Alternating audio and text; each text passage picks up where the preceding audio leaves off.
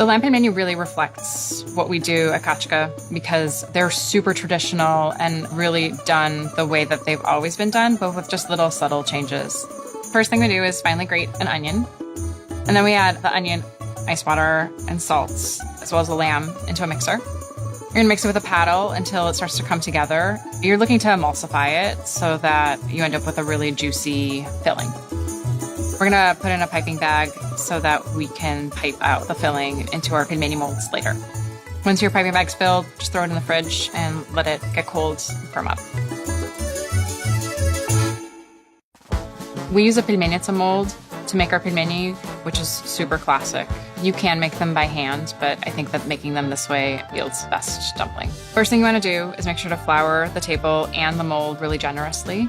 We use a 2-pass dough sheeter for rolling out our dough.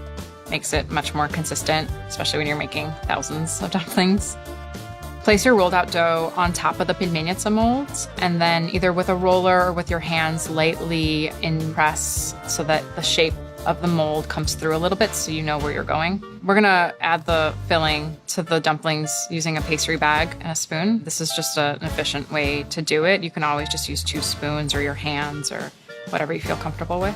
You're looking to put a raspberry-sized amount of the filling in each of the divots.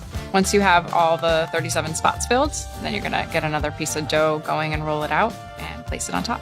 After your second sheet's on top, grab your rolling pin and roll it out. That action presses down on the hexagon shape underneath, essentially cutting the dough all the way through.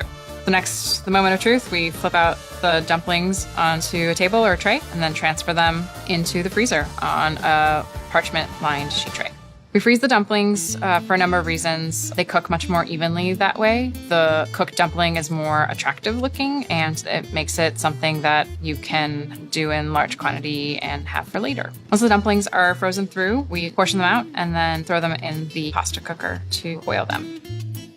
While they're boiling, we're going to prepare the sauce. In a bowl, combine the Adjika butter, a splash of distilled white vinegar, and some salt. Once the dumplings are ready, give them a shake and throw them into the bowl with the waiting ingredients. You're going to want to quickly mix together everything. That action actually creates sauce. You're taking the water that's still clinging to the outside of the dumplings and emulsifying it with the butter and the vinegar and the salt. Once each pelmeni is evenly coated, we're going to move them into a pretty bowl and garnish with some smetana. Smetana is the Russian word for sour cream. We culture ours here using specific kinds of Eastern European cultures. That gives it a really nice richness and tang. We finish it off with fresh cilantro and mint. There you have it, our lamb pelmeni with Adjika butter. When you bite into the lamb pelmeni, you get the really juicy, meaty filling with the really supple, slippery dough around it. And all of it is enrobed in this really almost exotic butter sauce. There's the cilantro and the mint that adds a nice freshness, and then the creaminess of the smetana.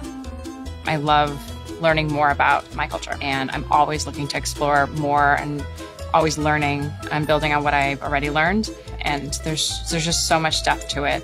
The lamb pelmeni really embodies everything that I love about Russian food and everything that I loved about the food I ate in my childhood.